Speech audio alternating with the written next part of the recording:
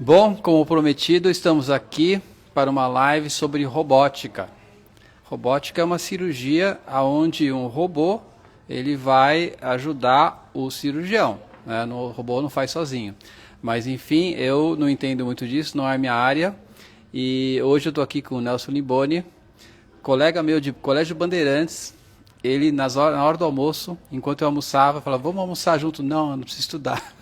Ele almoçava estudando, eu lembro disso. É um dos primeiros alunos da classe, extremamente habilidoso.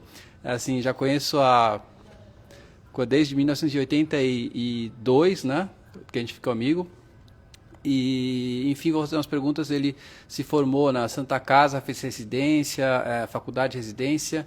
Depois foi também para os Estados Unidos, onde ele começou a estudar robótica, em Houston. E eu vou perguntar, então, fazer umas perguntas. Bem-vindo, Nelson. Obrigado, viu, Cazu?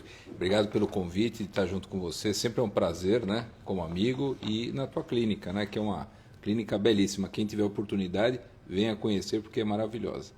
A gente caprichou bastante aqui em tudo para poder não somente fazer bem feito com todos os equipamentos, mas também com muito conforto, né? É importante. Então me explica para mim, para nós, o que é a cirurgia robótica. Resumidamente, o que é uma cirurgia robótica? Qual a diferença da cirurgia robótica por uma cirurgia normal e por uma cirurgia laparoscópica, que é entre um e outro, né? Isso. Isso é uma coisa importante para a gente estar falando, que ela está dentro de um grupo que a gente chama de minimamente invasiva. Então, nada mais é do que uma laparoscopia auxiliada por braços robóticos, né? O cirurgião continua fazendo a cirurgia, não é o robô, como você falou, né? Tem gente que acha que o robô está operando, mas na verdade é um cirurgião que fica sentado em frente a um console e ele guia os braços robóticos através de um joystick, tá? Então isso cria um extremo conforto para o cirurgião em termos de cansaço, né? Então às vezes são cirurgias mais longas de 10, 12 horas, você sentado, você tem um desgaste menor, então a sua concentração fica melhor. E a sensibilidade também é melhor das imagens, a sensibilidade do procedimento com menos riscos também de sangramento e de mais, como é que eu poderia te dizer, de mais eficiência é muito melhor. Então a laparoscopia, para você ter uma ideia, ela usa uma imagem que aumenta 3 vezes o tamanho de um objeto e no robô você tem 10 vezes maior o tamanho. Então isso para cirurgias muito delicadas, ou que você está operando um tumor, ou que você está numa área que tem uma inervação importante, ou que tem uma estrutura vascular importante, isso faz toda a diferença e a segurança que você precisa, né? Então a robótica ela nada mais é do que uma melhoria da cirurgia laparoscópica, né? Trazendo mais conforto tanto para o paciente quanto para o cirurgião. Porque, assim, eu lembro da minha época que, deixa eu ver se eu estou certo, na época eu estava a gente estava na faculdade, de 84 a 90, a cirurgia laparoscópica já existia ou ainda não? Não, a laparoscópica, as primeiras cirurgias mundiais, já existiam algumas. Mas aqui no Brasil? Não, existia a laparoscopia, não tinha vídeo. Então a gente injetava o ar ambiente, olhava para uma câmera, com uma luz, que era muito deficiente. Precário era mais para fazer algumas biópsias, para fazer alguma coisa mais específica. Mas as primeiras videolaparoscopias começaram a ser realizadas em 88 até 90, e no Brasil a primeira laparoscopia foi feita em 91, tá? Na USP e 91, e na Santa 91 Casa. a gente estava no primeiro ano da residência Exatamente. médica, então foi na USP e na Santa Casa que fizeram o primeiro procedimento que já era uma videolaparoscopia. E aí foi uma época mágica porque nós tínhamos toda uma estrutura, a gente chegou a ver toda uma evolução da tecnologia, porque a gente eram grandes incisões para grandes cirurgiões e de repente a gente estava começando a trabalhar com pequenas incisões. Naquela época era muito deficiente, porque eram televisões de tubo ainda, né? A gente não tinha imagem, as lâmpadas não eram de xenon, eram halógenas, né?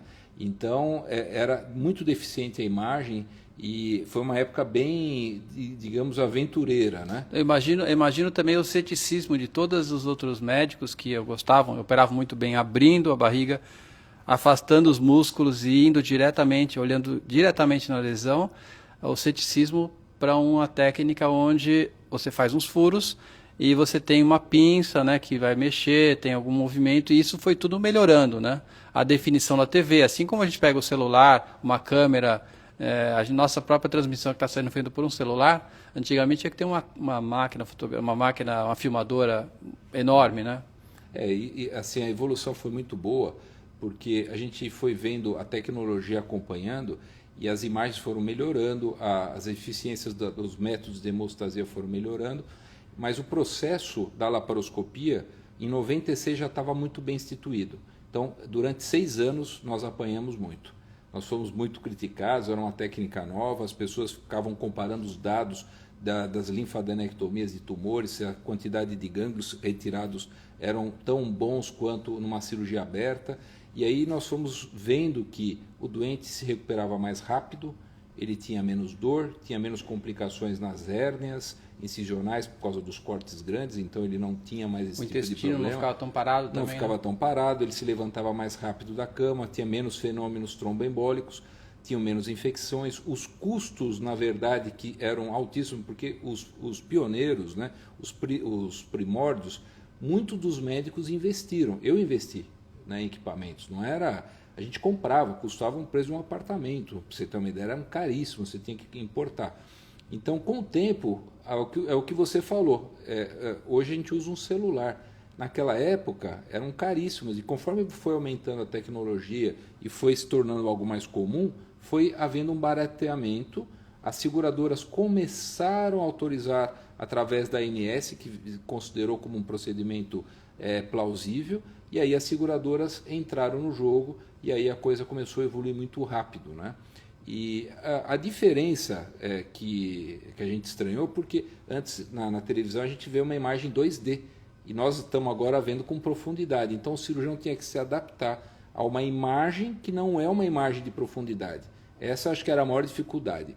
A segunda maior dificuldade é que você não está com a mão na estrutura, então você tem que aprender a ter uma sensibilidade diferente para fazer um procedimento cirúrgico.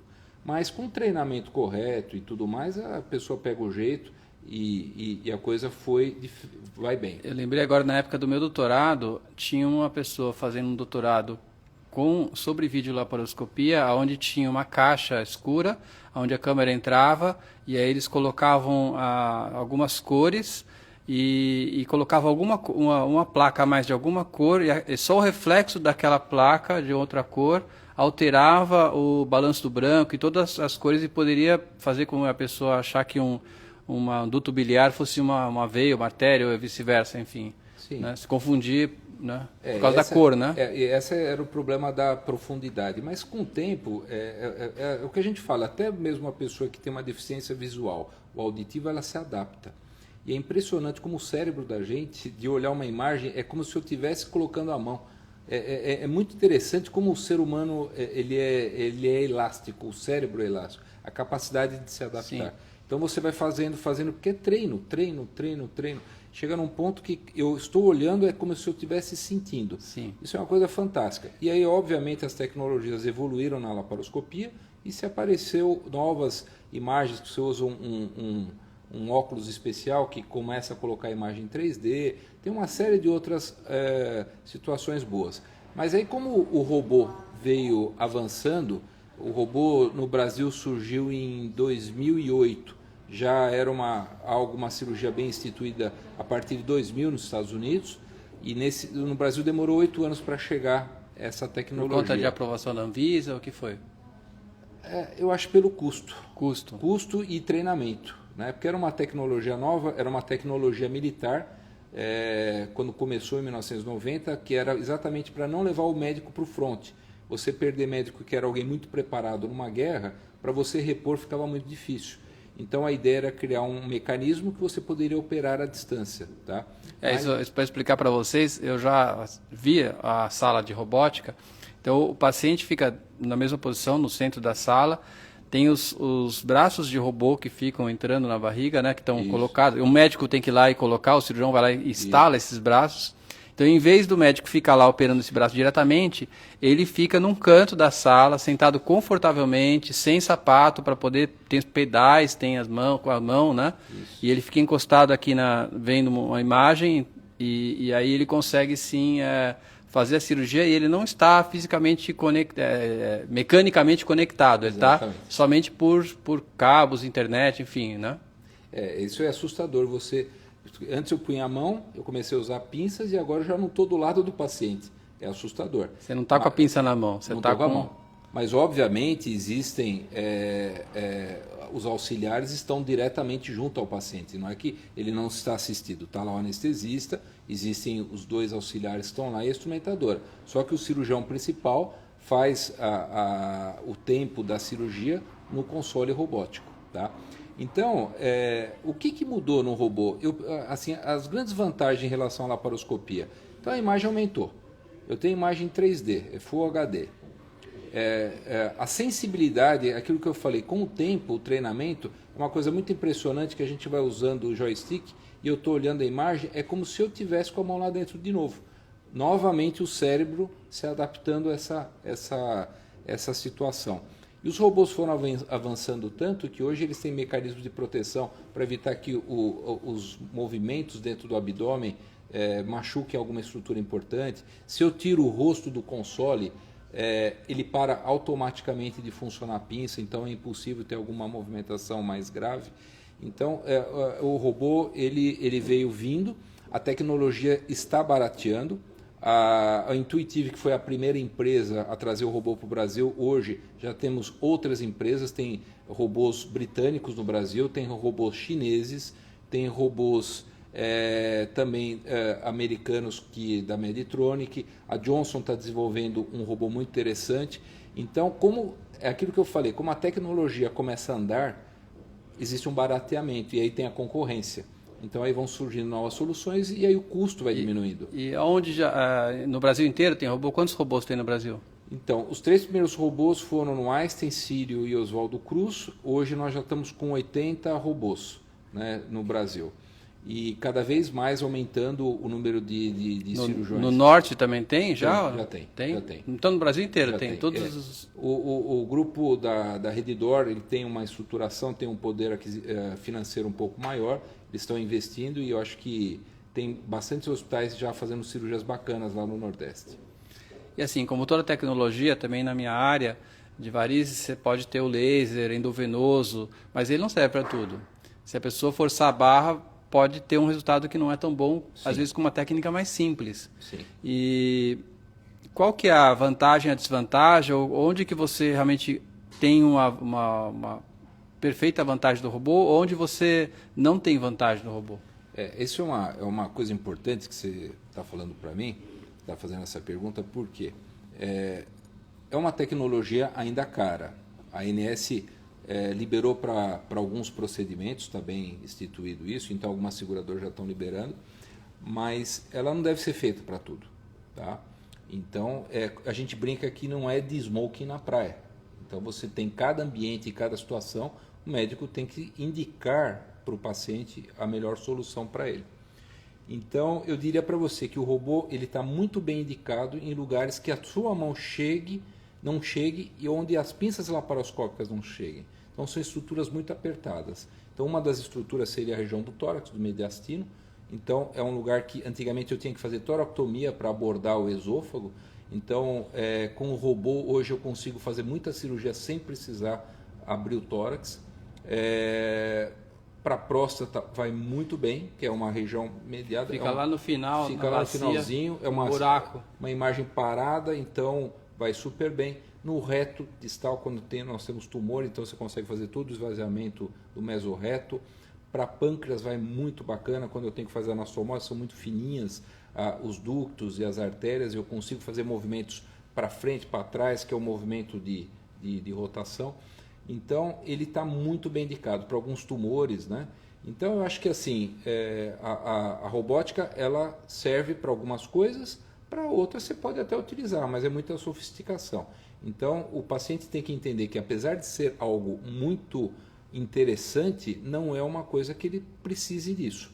Tá? Então, ele precisa conversar com o seu médico e falar, realmente eu preciso dessa tecnologia. Alguns médicos, por movimentação e por interesse do hospital, não existe uma gratuidade para que eles façam a cirurgia robótica. Mas, na grande maioria dos casos, vai ter que ter um custo, que vai variar de 12 mil a 8 a 12 mil reais, até 20 mil reais, dependendo do tipo de cirurgia e de equipamento Isso que você seria vai fazer. para alugar o robô. Para alugar o robô e tem as pinças. Então, por que tem esse custo? Né? Tu me fala, por que custa caro? Uma pinça laparoscópica, por exemplo, você pode usá-la 30 vezes, né? Porque são materiais rígidos. Não estou falando dos descartáveis que a gente coloca, grampeadores e outras coisas. Estou falando de materiais rígidos, tá? Que são de aço, né? Ácido cirúrgico. Então, você usa 30 vezes, ok. Na robótica, você vai usar de 6 a 7 vezes. Cada pinça custa quase $700, né? Então, tem um custo muito alto. Então, se tiver algum problema, o robô já não funciona. Então, não tem como reutilizar mais do que isso. Ele chega num determinado momento, a pinça ela comunica que não pode ser usada mais, você não tem como utilizá-la. Então, isso tem um custo muito alto, muito elevado, né? Então, eu acho que o cirurgião experiente ele vai escolher sempre o melhor método para o seu paciente. Então, por exemplo, bariátrica é uma boa fazer bariátrica para sim. A bariátrica é uma coisa muito interessante porque o paciente ele tem uma vantagem que quando eu faço a laparoscopia ele tem um movimento da minha mão que aquilo fica atritando a parede abdominal, dá um pouquinho mais de dor. Num paciente obeso eu tenho um panícula de pouso maior. Então isso pode aumentar o sangramento. É até mais difícil manobrar, então, né? Pode ficar mais cansativo, mas e com o robô ele fica o quê? Ele fica nesta posição e o que mexe é embaixo. Então eu tenho menos dor, menos hematomas, menos hérnias por causa disso. Então a cirurgia bariátrica é uma boa. Tem uma boa indicação. Outra situação interessante são as Ou hérnias. o paciente obeso com Isso. os problemas. Agora cirurgias interessantes. O mesmo problema no paciente obeso Sim. já tem uma indicação maior para que facilita. Uma hérnia de hiato recidivado, que já foi operado para a doença do refluxo. A hérnia de hiato, traduz aí o que é uma hérnia de hiato. É quando você tem eu tenho e preciso operar, ele já me indicou. Eu estou esperando ele está fugindo, é o medo. Eu acho que vai ser em dezembro, então vamos marcar e depois a gente marca, tá? Existe uma migração do estômago para dentro do tórax, ou quando tem uma válvula aberta, eu preciso fazer uma válvula anti-refluxo. Então, às vezes, isso migra. Então, o esôfago, aí tem o estômago, e o estômago fica para baixo do dentro diafragma, abdômen, né? Exato, e aí ele vai subir para dentro do diafragma tórax. divide o pulmão com a cavidade abdominal, Isso. e nesse ponto o estômago começa a subir. Exato. E aí começa um refluxo. Refluxo é importante. Só que às vezes você opera e pode acontecer de ter recidiva, que são os casos que me procuram. Hoje os casos que eu tenho no consultório são recidivas de outros colegas. Então aí você usa o robô porque você tem uma imagem muito aumentada, você consegue soltar as aderências. Porque já foi operado, tem uma fibrose. É uma dificuldade maior, então você tem uma segurança boa. Outra situação são as hérnias inguinais recidivadas. Então vamos lá. No meu caso, eu tenho uma hérnia de hiato e tenho um pouco de azia, né? E eu quero parar de tomar o remédio para azia. E no caso, eu tenho indicação numa cirurgia robótica ou pode ser com a laparoscópica? Eu nunca fui operado. A primeira coisa assim, não é todo mundo que opera refluxo, são 3% dos casos. São os pacientes que eles não melhoram o tratamento clínico, são pacientes que têm a pH-metria e manometria, que são exames para investigar a doença motora do refluxo alterado, o ED, né, que você chegou a fazer um ED que tinha um refluxo supraesofágico. Então, são pacientes que a gente sabe que eles vão ser crônicos. Então, esse paciente crônico tem que ser estudado se ele vai ter asma, se ele vai ter enfisema, se ele vai ter alteração de corda vocal, se ele vai ter risco de ter câncer de esôfago com Barrett. Então, a gente colocando isso dentro de um score de quase 10 itens, você quase que entrou nessa indicação. Mas você é um paciente magrinho, você é um paciente sem comorbidade, você é um esportista. Então, eu não preciso fazer robô com você. Tá? Então, não há necessidade de usar o robô. A laparoscopia cai muito bem. E não há exercício que eu consiga fazer para diminuir essa... Não é o diafragma que aumentou. É que a válvula abriu. A válvula que abriu, o diafragma não está fraco, sei lá. No teu caso, por exemplo, você não tem hérnia de hiato, né? Então, mas a válvula abriu, então tudo que você come ou faz esforço permite que haja ascensão do suco gástrico para cima. Entendi. Você me perguntou de vantagens, né? Então as vantagens para o cirurgião é mais conforto, menos dor, a recuperação é mais rápida, menos consumo de analgésicos. As desvantagens é isso que nós conversamos, é o custo alto do aparelho robótico, não são todos os hospitais que conseguem ter isso. Segundo, você precisa ter um treinamento de equipe, normalmente você tem que ter uma enfermagem diferenciada, o pessoal da engenharia diferenciado, os médicos você tem que ter proctors dentro do hospital para auxiliar. Que são assistentes, são cirurgiões que se põem à disposição dos médicos que de repente estão iniciando um procedimento no hospital ou se você tem alguma dificuldade, chamá-los para dar uma ajuda. Então no hospital que tem um robô tem sempre alguns médicos que são experts de robô que estão sempre lá. Sempre. Plantão. Se precisar de alguma coisa, você avisa, olha, é uma cirurgia mais difícil, eu queria de um auxílio, ou se tiver algum problema. Outra situação também é em relação ao treinamento para você usar o robô. Então você tem que fazer vários treinamentos de caixa preta, como a gente fala. Existem na laparoscopia e no robô existem simuladores. O simulador parece um jogo de videogame. Eu vi já, isso é muito legal. É muito legal. E aí você fica pondo bolinha, encaixando, aí faz o negócio zigue-zague, é de enlouquecer aquilo. Mas aí uma vez que você passou naquilo lá... Chegou no último estágio. Aí você faz uma provinha escrita, depois você vai fazer o acompanhamento de 20 cirurgias, faz a parte com animais, a gente faz treinamento. Eu fiz vários treinamentos com animais. E aí depois você tem acompanhamento com proctor. Né? Na minha época não tinha, porque a gente estava começando, né? Então a gente era meio aventureiro, mas assim, hoje qualquer cirurgia você tem que acompanhar 20 cirurgias com proctor. Até ele falar, não, você está em condições de estar podendo operar sozinho. Nunca tive esse termo. Proctor, é isso? É isso aí, para acompanhar. Sei. E você estava falando de custo, lógico, tem o custo do robô. Mas quando você coloca na conta e também você põe na conta, que isso é um cálculo bastante difícil de fazer, existe uma tendência desse tipo de cálculo, onde você vai contar quanto que você gastou, o quanto que foi usado, porque não basta você comparar, essa cirurgia foi mais barata, tá bom, mas e depois? O paciente ficou sem trabalhar uma semana a mais, isso tem um custo. O paciente ficou tomando um monte de remédio para dor, o sofrimento do paciente, isso também tem um custo, né? Às vezes até psicológico e tudo. Sim. E se recidivou ou não, se a cirurgia ficou boa ou não. Isso é muito, já vai ficando mais difícil de você calcular, porque é um negócio mais distante, né? Não, eu operei o paciente, resolveu o problema. Só que acontece que 6 meses depois, um ano depois, vai ter que refazer de novo. E o governo, o seguro ou a própria pessoa vai ter que pagar de novo, né? Uma revisão. E então é um cálculo bastante complicado e, resumindo, eu acredito que a partir do momento que se domina a técnica, quando você tem uma tecnologia melhor, você vai acabar, a conta vai fechar, mesmo porque o preço da tecnologia vai caindo. Isso aconteceu na vascular também. Então, antes usar um laser era um negócio extremamente caro, já tem um monte de empresas competindo, os preços da fibra do laser vão caindo, e com isso vai viabilizando. E já é uma técnica que é a mais utilizada,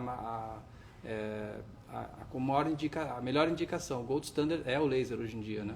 Sim. E isso tem essa tendência, então, de a gente não ter repouso, enfim, várias coisas que vão mudando. A palavra que você está usando, as seguradoras adoram, vai chamar previsibilidade. A medicina é a coisa mais impossível do mundo de você fazer isso. Mas em cima de uma curva estatística de Gauss, você sabe que 80% vai estar dentro desse grupo. Então, como existem muitas variáveis que tem que ter treinamento, custo e tudo mais, ainda não está liberado a ANS, mas é uma questão de tempo para, por exemplo, os Estados Unidos hoje é o lugar que mais faz cirurgias, né? Na Coreia tem muita gente que opera muito bem. Na Europa tem gente boa também. E o Brasil tem gente muito habilidosa. Eu acho que o brasileiro tem uma capacidade fora do comum. Né? O médico brasileiro de mão... Porque cirurgia, viu? A gente estava conversando agora. Você pode estudar muito, você pode fazer muita coisa, mas é muita mão. Né? Eu acho que assim, o resultado, às vezes a pessoa faz curso de pintura. 50 pessoas fazendo pintura. Mas tem alguém que tem um dom. Então, assim... Normalmente, quem acaba indo para esse caminho, que são cirurgias mais complicadas, tem um dom, né? Então, eu acho que na mão dessas pessoas a coisa vai bem, né? Então, eu acho que assim, houve uma seleção natural. Por isso que o robô, de uma certa maneira, quem começou era o pessoal que tinha um pouquinho mais de habilidade, era um pessoal mais treinado. Então, os resultados apareceram. Óbvio que agora, de uma maneira geral, está um pouco mais dinâmico, aparecem outros probleminhas que estão sendo resolvidos. Então, a tecnologia está vindo para ajudar, e até para você ter uma ideia do que eu estou falando, existem hoje programas que quando você acaba, o robô é como se fosse um simulador de voo. Ele falou assim, olha, você mexeu demais na tua mão esquerda, ou você gastou tempo demais fazendo isso. Ele te orienta como se fosse um prócto. Então, isso que eu falo, a tecnologia está avançando não só na questão de custo, mas também está avançando para melhorar a vida, o treinamento e tudo mais. E que novidade que tem em termos de robótica? Então, eu acho que o pessoal não sabe, em termos de robótica, a gente pode usar robô para diversas coisas, né? Então, os primeiros robôs foram feitos para fazer biópsia, né, antes da década de 90. Então, hoje você, para a parte neurológica, ortopédica, colocar prótese, mas assim, o que é de moderno, hoje existem algumas coisas para implante de cabelo, tá? É uma coisa bem interessante. Para a parte de odontologia, para fixação de dentes e pinos, né, para evitar perfurar ou você deixar numa posição torta. Cirurgias de orofaringe é muito interessante quando o paciente tem uma abertura de boca que não seja limitada e não tenha problema de artrose cervical ou alguma anquilose, alguma coisa assim. É uma cirurgia interessante para ser feita. Está se desenvolvendo cada vez mais. É o mesmo tipo de robô? Não, é um robô específico para isso? Não, é o mesmo robô. O que muda são as pinças. Ah, é? O que muda são as pinças. Existem cirurgias para cabeça e pescoço, para tireoide, inclusive. Mas da ortopedia é outro robô, não? É o mesmo robô também? Não, é outro robô. Aí Existe sim. um outro robô. Existem para cirurgia cardíaca, então, por exemplo, para revascularização, para comunicação interatrial, para válvulas. Assim, a gama de robôs que estão aparecendo são imensas. E até para joelho, para prótese, né? Então, existia aquela... que também é uma questão de mão, né, de quem coloca. Então, você vai colocar uma prótese do joelho, você tem que colocar dentro do osso. Então, como é que o tamanho da perna, quanto tudo. vai ficar? E o robô, ele deixa... por exemplo, às vezes um cirurgião precisaria ter 20, 30 anos para ter aquela experiência, o robô ele consegue fazer cortes com laser, cortes de determinadas posições muito bem medidas e está fazendo a diferença na parte ortopédica. E quais são as cirurgias de robótica que, assim, realmente não tem dúvida é a melhor indicação hoje em dia? Eu acho que existem... A urologia acho que é uma delas, né? Assim, hoje não se discute mais em relação à próstata. Então, eu te dou exemplo, vamos falar mais comum que tem muita coisa, mas assim, de próstata, no começo se discutia muito isso, né? Não é minha praia, mas como a gente começou junto, então a gente pode falar algumas coisas do que a gente já viu. Então, quando você usa o robô para hiperplasia benigna ou um tumor numa fase inicial, quando você tira essa massa prostática ou tumoral, você usa menos sangue, tá? Então, a quantidade mais ou menos a 1,3 no robô, 3% na laparoscópica e quase 20% na aberta. Às vezes você tem que usar sangue porque fica uma área mais cruenta. Nossa. Tá? O índice de necessidade de UTI é menor, de impotência, que pode estar associada, e incontinência urinária também. Então, isso é estatístico. Então, como já se passou bastante tempo, o background é grande.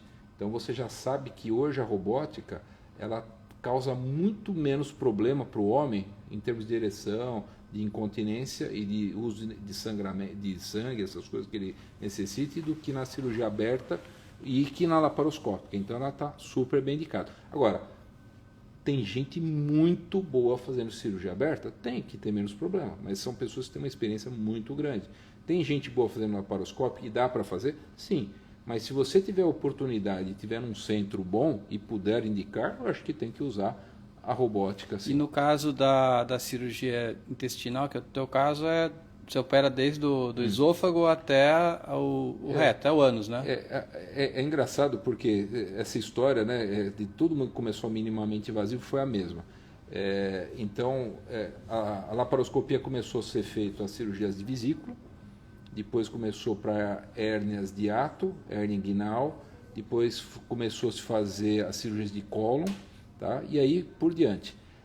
Os urologistas começaram depois da gente, então teve muito urologista que treinou com o cirurgião geral e do aparelho digestivo, né? Então foi bem interessante isso. Então, como foi mudando e a gente teve que se adaptar, a gente acabou fazendo todas as áreas, né? De uma maneira geral, mesmo que você é especialista em esôfago ou de colo, então houve um treinamento inicial. Hoje já não é assim, né? Então hoje você é de uma área, você faz alguma coisa. Mas o que a gente fala aqui, os mais experientes do começo, eles operam tudo hoje, né? Que é uma coisa muito boa. Então, ou seja, você não é coloproctologista ou gastrocirurgião, você faz todo o intestino. Eu acabo fazendo. Então, na minha equipe, por e exemplo... também a hérnias e tal. Porque assim, dentro da cirurgia do aparelho digestivo, quando eu estou operando, por exemplo, quando eu estou dentro do pâncreas, eu tenho no meu grupo um pessoal que só faz pâncreas junto comigo. Quando eu estou operando cólon, é o pessoal que está comigo também que só faz cólon. Quando eu estou operando esôfago, é o pessoal que só faz a parte de esôfago. Então a minha equipe hoje, ela é multidisciplinar e a gente vai trocando figurinhas antes da cirurgia, durante a cirurgia. Escalando um time, né? Tem um time. Vamos jogar mais na defesa hoje, vamos para ataque. É isso aí. E assim, isso é muito importante, porque como a gente faz essa parte oncológica, muitas vezes você tem que fazer uma abordagem mais agressiva, né? Então é importante esse conhecimento de diversas áreas para não ficar restrito e você poder fazer um procedimento mais agressivo, né? E a apendicite, é feita, qual a melhor indicação hoje para uma apendicite?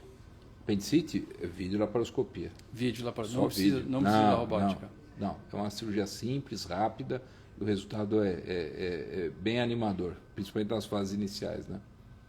E se for uma apendicite supurada, complicada, aberto ou não? Então, eu acho que a gente deve começar por vídeo, acho que a chance de você lavar, higienizar é melhor e aí tentar fazer, mas se tiver numa situação do paciente estar em sepsis, uma situação muito complicada, aí vai ter que ser aberta, e aí o risco anestésico e outras coisas vão ter que ser colocado em pauta, né? E aí não tem jeito, aí tem que fazer realmente a cirurgia aberta, mas é mais raro isso, né? Isso é uma coisa muito importante, me corrija aí se eu estou errado, mas às vezes a pessoa fica com medo de ir ao médico, acha, talvez seja um apendicite, vou tentar tratar, pega o antibiótico que já tinha ali, começa a tomar, tentando resolver o problema em casa, com medo de operar, e aí começa a passar mal até que a pessoa acaba indo para o hospital em situação já grave. E aí perde-se um tempo, e às vezes acaba perdendo a chance de fazer uma cirurgia que seriam 3 furinhos na barriga, né? Sim. Tendo que abrir desde aqui do externo até a pubis, né? Fazer toda a barriga praticamente, abrir de cima e embaixo, para poder fazer uma cirurgia que é uma laparotomia exploradora. Diagnóstico diferencial de infecção urinária, cálculo renal. Na mulher tem as doenças ovarianas, de trompas, né? Mas você gravidez ectópica. Gravidez ectópica. Você chega num hospital hoje, você faz exame de sangue, de urina e ultrassom, já resolve o problema. Já sabe o que é. Acabou, claro.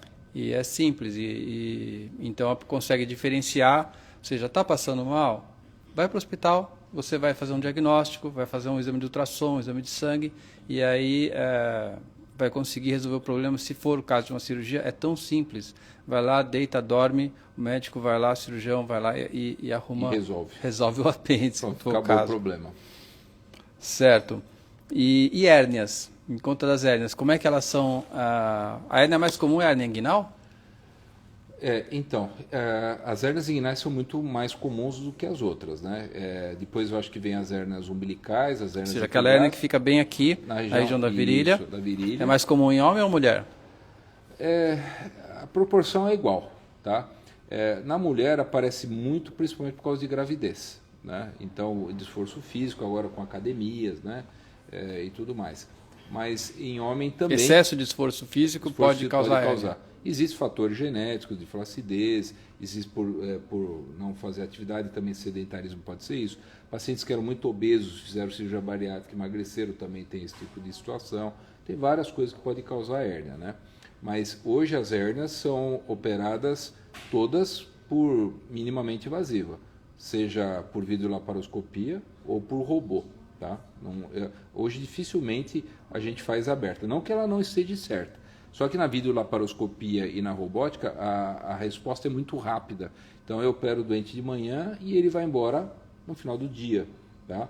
E em 4 dias ele está dirigindo carro automático, ele já começa a trabalhar em 1 semana, ele começa a fazer esporte aeróbico em 30 dias. Então, para o esportista profissional ou para alguém que trabalha, que não tem tempo de parar, é uma cirurgia que, sem dúvida nenhuma, é feito só 3 furinhos e é colocada a tela por dentro. A vantagem é muito melhor do que abrir pele, aponeurose, subcutâneo. Aí tem várias camadas de pontos, aí forma seroma, que são aqueles líquidos chatos que às vezes ficam da tela. E na hernia inguinal é obrigatório usar tela, né? Então a tela fica numa situação que pode produzir esse líquido. Como você faz por laparoscopia ou por robótica por dentro, Fica por dentro, sim. Você evita esse tipo de problema. Na umbilical, a gente não tem feito a minimamente invasiva. É uma cirurgia simples de fazer pela própria cicatriz umbilical. Com a hérnia no umbigo, então, não precisa nada, nem é cirurgia tradicional. Sim, tem quem faça, mas hoje você faz até com anestesia local e sedação. Né? Então aí você reduz o conteúdo que está saindo para fora do buraquinho, fecha, né? Não precisa usar a tela, só se for um buraco muito grande, ou uma hérnia umbilical recidivada. As hérnias epigástricas são basicamente do umbigo até... É comum em mulher que teve neném. Teve nenê, exatamente alguém que é muito gordinho e tudo mais. E tem... Essa resolve como? Com que tipo? Também pode fazer na cirurgia tradicional. Você faz um cortezinho pequeno, cai em cima do buraquinho, fecha, faz um buraquinho. Eu não vou fazer 4 para resolver um buraco. Né? Então eu vou ter 4 buracos em vez de um. Então a cicatriz fica feia. Agora, em relação às diástases de reto, que são afastamento, que hoje está muito em pauta, se começou a fazer muito essas cirurgias via laparoscópica ou robótica. A indicação ela é feita, por exemplo, quando uma mulher tem a pele muito estriada, ela teve nenê, ela fez uma cirurgia plástica, já está lá, já dá ponto e o cirurgião plástico corrige. Mas muita gente começou a fazer isso por minimamente invasiva. É uma técnica interessante, né? Dá para colocar tela, eu acho que está muito bem indicada a fazer por robô. Mas aí no caso a pessoa tem que não ter a pele sobrando, né? Não ter a pele sobrando, porque senão o próprio cirurgião plástico faria a cirurgia dele, já aproveita e faz a abdominoplastia, a correção do excesso de pele e já corrige a separação dos músculos. Mas tem muita gente que acaba pedindo para fazer esse tipo de procedimento para ficar com a barriga mais certinha, então é uma coisa mais estética, né? Entendi. E se eu der uma pane, um tilt no robô? E aí, como é que faz? Você está operando e... Tá. O robô trava, ocorre isso, né? Tem um computador lá no meio. O robô, para ele parar, ele tem 5 mecanismos para ele parar de funcionar. Deve ter vários computadores funcionando ao mesmo tempo, uma redundância que chama. Tem vários sistemas de segurança. Então, se isso acontecer, você tem várias maneiras de restartar, se for um problema de programa, ou o que seja. Mas se der um pane geral no hospital, você continua com geradores, não é problema de falta de luz. Mas às vezes pode acontecer com a máquina. Ele deve ter também um no-break, para se por acaso cair a luz, ele aguenta sem... ele continua funcionando até.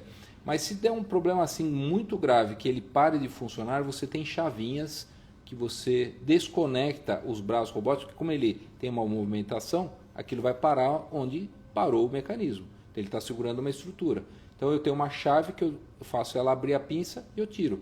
Aí o que eu faço? Se esse erro grave, entre aspas, do robô não for arrumado, né, a gente pode continuar a cirurgia por laparoscopia. E aí o que a gente fazia? Se na laparoscopia não dava certo, fazia aberta. Então se não dá certo na robótica, faz na laparoscópica. Usa as mesmas punçõezinhas onde entrou os braços, coloca as pinças na laparoscópica e continua operando. E tem situações que tem que reverter para uma cirurgia tradicional e abrir? É difícil, né? Só porque hoje, com as novas métodos de imagem, ressonância, tomografia e vários exames que a gente tem, como você faz um estudo antes, você sabe qual é o caso melhor para fazer minimamente invasiva, fazer cirurgia aberta ou não. Então, hoje, raramente para os cirurgiões mais experientes, você tem uma conversão. É ter paciência e fazer as coisas com calma.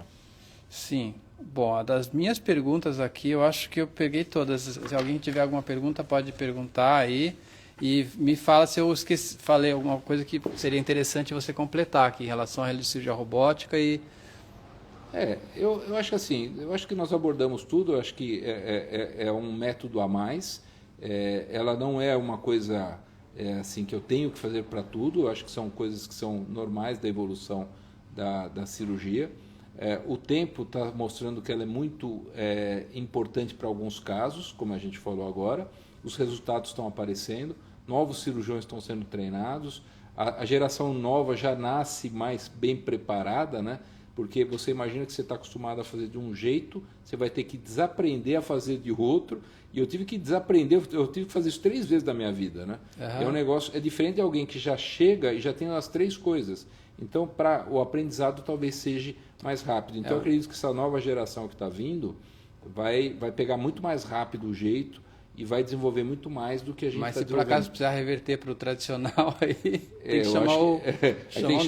A gente chama de cotonetes, né? O pessoal mais experiente. Né? Eu acho que é isso aí, que você falou, abordou tudo já. Tá bom. Então, olha, foi um prazer imenso tê-lo aqui para explicar sobre... Tem uma pergunta? Um comentário, na verdade. Boa tarde. Tenho uma hernia umbilical e estou muito apreensiva com a cirurgia. Tenho sentido dores. Então, a hérnia umbilical, assim, vamos começar... não tem que estar apreensivo, porque é uma cirurgia de porte pequeno. A anestesia que você pode fazer desde a anestesia geral, você pode fazer raquianestesia, pode fazer peridural, pode fazer sedação mais anestesia local, que eu uso muito, por exemplo, com local. E é uma cirurgia que você levanta a cicatriz umbilical, empurra para dentro o que está saindo para fora, fecha o buraquinho. Ponto interno, que não precisa ser removido, curativo, oclusivo, vai para o quarto e vai embora no mesmo dia. Então, é uma cirurgia muito, assim, tranquila. Né? Então, não vejo motivo para apreensão para isso. Agora, lógico, se ela for uma cardiopata, diabética e ter outras comorbidades, ela tem que discutir com o cirurgião dela e com a equipe clínica se ela tem condições ou não. É isso. Tem outra pergunta? Pode falar. Sobre lipedema, como é diagnosticado? Linfedema? Lipedema. Não, lipedema, ela está falando de uma pergunta... A gente tem um vídeo... completo sobre isso, tá? O Dr. Fábio Kawamoto, eu entrevistei o Fábio Kawamoto, vocês podem olhar no YouTube, procura Clínica Miyake, a conta Clínica Miyake Talks, que está no YouTube. Lá tem um vídeo sobre lipedema que explica tudo e ainda dá para perguntar lá alguma coisa extra que marcar o Dr. Fábio Kawamoto ou eu, que a gente vai responder também. Mas, de forma geral, tem que procurar um cirurgião vascular, fazer um ultrassom, para que você possa ver se realmente tem, porque muita gente simplesmente tem um corpo com um pouco mais de gordura e não obrigatoriamente é uma doença, né? É simplesmente o formato do corpo da pessoa. Sim. E um outro conselho que eu gosto sempre de deixar aqui é que a atividade física ela é fundamental para que a gente tenha muita saúde, e essa atividade física tem que ser leve e diária, né? Fazer muita atividade física pode até ser prejudicial, tem que ser com uma orientação de um profissional, mas fazer atividade física leve e diária é o que mais vai resolver a tua saúde. Eu também entrevistei uma médica ginecologista recentemente, a doutora Raquel Moro, e ela falou que as mulheres, quando têm medo de entrar na menopausa, quando chegam na menopausa e elas já estão fazendo ginástica, não estão obesas, elas passam muito melhor. É a mesma coisa com problemas gástricos, né? Se a pessoa está obesa e ela, de repente, está com medo de operar e quer operar daqui a... Não é uma urgência, não é uma apendicite. Sim. Que tal, então, começar a fazer ginástica, perder um pezinho, vai ajudar na diminuir a chance de ter uma trombose, Sim. vai ter um pós-operatório melhor, vai estar mais preparado, não é verdade? Sim, claro, sem dúvida. Enfim, vamos todos, então, a cuidar da gente, cuidar dos nossos familiares, comer bem, evitar açúcar, para que a gente tenha uma vida bem boa. E coloquem aqui embaixo, podem seguir o Nelson Liboni, que vocês vão gostar muito dele. Ele tem muitas informações no YouTube. Qual que é teu YouTube? O canal Clínica Factum. Aí você o nome da clínica dele que é Factum, F-A-C-T-U-M. Né? E então você coloca lá canal Clínica Factum, vocês vão ver, tem um monte de vídeos super interessantes de saúde, enfim, um monte de informação para vocês, tá bom? Então, obrigado por assistirem, podem comentar depois embaixo, botar perguntas e compartilhar com seus amigos. Obrigado. Eu que agradeço, Nelson. obrigado pela entrevista.